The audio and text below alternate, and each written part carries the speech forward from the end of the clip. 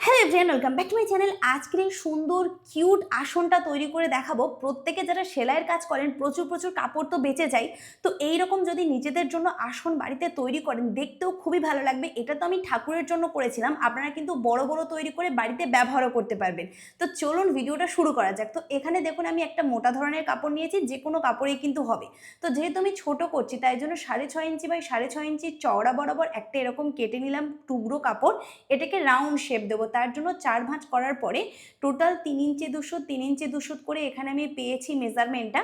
তো একই লেভেল বরাবর পুরো রাউন্ড বরাবর মেজারমেন্ট করেছি, যাতে পুরো একটা গোল শেপ বের করতে পারি। আপনারা কিন্তু বড় করলে নিজেদের পরিমাপটা নিয়ে নেবেন। তো পুরো রাউন্ড হওয়ার পরে এখানে আরও দুটো কাপড় এক্সট্রা কেটেছি, একটা হচ্ছে পেপার পেস্টিং আর একটা প্লেন লাইলিন কাপড়, যাতে একটু মজবুত হয়। তো এর ওপর থেকে এবারে পুরোটা সেলাই করে দেবো, যাতে একটার সাথে একটা ফিক্সড বসে যায়। এখানে এবারে তিরছা পট্টি কেটে আমি বড় একটা স্ট্র্যাপ তৈরি করে নিয়েছি। আর এখানে কোনটাকে কেটে দিলাম, উল্টো সাইড বরাবর রাখছি, মাথার সাইডে একটুখানি পট্টির কাপড়টা মুড়িয়ে দিয়েছি, যাতে সুতো না ওঠে। আর কোনো কিছু না টেনে লুজ হাতে 2 সুত করে গ্যাপিং দিয়ে পুরো রাউন্ডটাকে প্রথমে সেলাই করে নিয়েছি। পুরো সেলাই কমপ্লিট। এবারে এটাকে সামনের দিকে নিয়ে আসবো, নিয়ে এসে ডবল ফোল্ড করব, মানে একবার ফোল্ডিং করব, করে আর একবার ফোল্ড করে এর ওপর থেকে পুরো সেলাই করে দেবো, যাতে একটা বর্ডারের মতন কিন্তু এখানে লুকটা তৈরি হবে। আমি এখানে ঠাকুরের জন্য আসন করছি, আপনারা কিন্তু নিজেদের বাড়িতে ইউজ করার জন্য আসন করতে পারেন। আরও বিভিন্ন কাজে কিন্তু এরকম ছোট ছোট তৈরি করে ঘর সাজানোর জন্য আপনারা করতে পারেন, খুব সুন্দর লাগবে। আর যারা সেলাইয়ের কাজ করে প্রত্যেকের কাছে প্রচুর ধরনের কিন্তু কাপড় থাকে, আপনারা যে কোনো কাপড়ে এটা তৈরি করতে পারবেন। ব্যাস, সম্পূর্ণ পার্ট রেডি হয়ে গেছে। এবারে এখানে আমি টুকরো টুকরো পিস কেটেছি, একটা 2.5 ইঞ্চির চওড়া বাই 2.5 ইঞ্চির লম্বা, আর আরেকটা 3.5 ইঞ্চির চওড়া বাই 3.5 ইঞ্চির লম্বা। আপনারা চাইলে এই পরিমাপটাও কিন্তু আপনারা কম বেশি করতে পারেন। তো 1/2 ইঞ্চি করে এক সাইড থেকে এরকম মুড়িয়ে নিয়ে এরকমভাবে, যেমন আমি দেখুন দুদিক থেকে এরকম কোণ করে একটা এরকম শেপ দিলাম, বরফি টাইপের শেপ।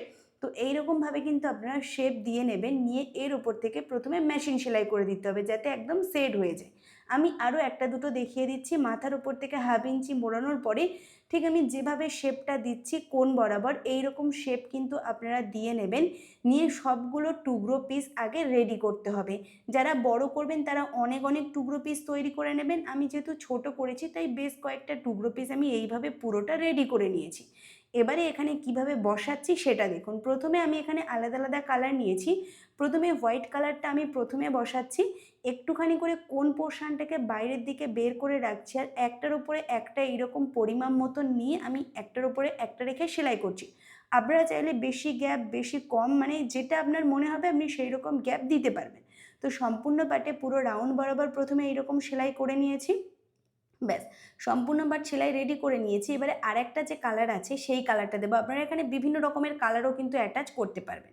তো আরেকটা কালার যেটা দিচ্ছি দেখুন, এই কোণের মিডিল বরাবর কিন্তু দিতে হবে একটার সাথে একটা। এটা আপনি এইরকম সুন্দরভাবেও রাখতে পারেন, না হলে সব থেকে ভালো হবে আপনারা এখানে হালকা একটু পাতার মতন শেপ দিয়ে নেবেন, এইরকম একটু কোঁচ দিয়ে নেবেন, নিয়ে এইরকমভাবে রাখবেন যেমনটা আমি এখানে রাখছি। আপনারা দেখুন এইভাবে রাখবেন, আর পাতার মতন শেপ দিলে দেখতে কিন্তু খুবই ভালো লাগবে।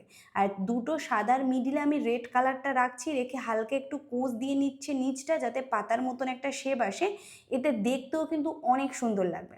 তো এইভাবে আমি সম্পূর্ণ পার্ট একটার সাথে একটা এরকম রাখবো। আর পরিমাপটা ঠিক দেখে নিন, সাদার মিডিল বরাবর কিন্তু সমস্তটা রাখছি, রেখে সম্পূর্ণটা এখানে সেলাই করে নেবো। এমনি থেকেই দেখতে কত সুন্দর লাগছে।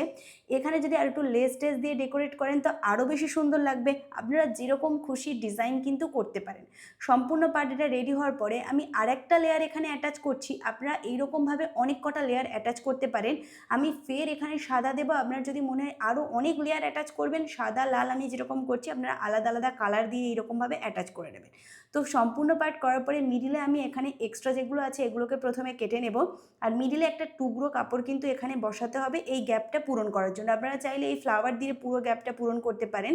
তো 3.5 ইঞ্চির রাউন্ড গ্যাপ এসছে, তার জন্য আমি একটা রাউন্ড কেটেছি 4.5 ইঞ্চি বাই 4.5 ইঞ্চি করে। যেহেতু দুদিক থেকে সেলাই, মানে পুরো রাউন্ডটাতে সেলাই করবো 1/2 ইঞ্চি করে, একটু তো কমে যাবে, ওই জন্য একটুখানি বড় রেখেছি। তো এখান থেকে এবারে 1/2 ইঞ্চি করে এইরকমভাবে রাখছি, রেখে পুরো রাউন্ডটাকে প্রথমে ধার সেলাই করে নিচ্ছি।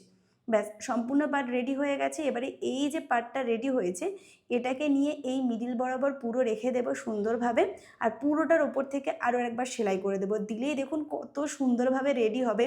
আর যারা সেলাইয়ের কাজ করেন তাদের তো প্রচুর কাপড় আছে, আপনারা চাইলে এইভাবে বাড়িতে ইউজ করার জন্য, নিজেদের ইউজ করার জন্য আসনও তৈরি করতে পারেন। এখানে একটু কেমন দেখাচ্ছে ওই জন্য আমি একটু লেস বসাচ্ছি, চাইলে কিন্তু আপনারা এইরকমও ছেড়ে দিতে পারেন। তো আমি এর পুরো রাউন্ডটাতেই সুন্দরভাবে লেস বসিয়ে দেবো, আর এটা আমি ঠাকুরের জন্য তৈরি করছি তাই একটু ছোট সাইজের করেছি। ব্যাস সম্পূর্ণ এখান থেকে সেলাই করলে আমাদের পুরোপুরি রেডি। তো আপনাদের এই আসনটা কেমন লেগেছে অবশ্যই কমেন্ট করে জানাবেন। আর যদি এরকম সুন্দর সুন্দর ভিডিও আরও দেখতে চান তাহলে অবশ্যই কিন্তু সাবস্ক্রাইব করে নেবেন চ্যানেলটা, আর যারা ফেসবুক থেকে দেখছেন অবশ্যই ফলো করে দেবেন। আর আপনারা কমেন্ট করে জানাতে পারেন আপনারা কোন টপিকে ভিডিও দেখতে চান, আপনাদের টপিক নিয়ে চলে আসবো। আর এই ভিডিওটা কতটা হেল্পফুল হয়েছে সেটাও কিন্তু কমেন্ট করে অবশ্যই জানাবেন। তো ভিডিও ভালো লাগলে লাইক করবেন। তো আজকের জন্য এই পর্যন্ত। কত সুন্দর লাগছে না? দারুণ হয়, আপনারা অবশ্যই করে আমাকে কিন্তু জানাবেন। তো আজকের জন্য এই পর্যন্ত, টাটা।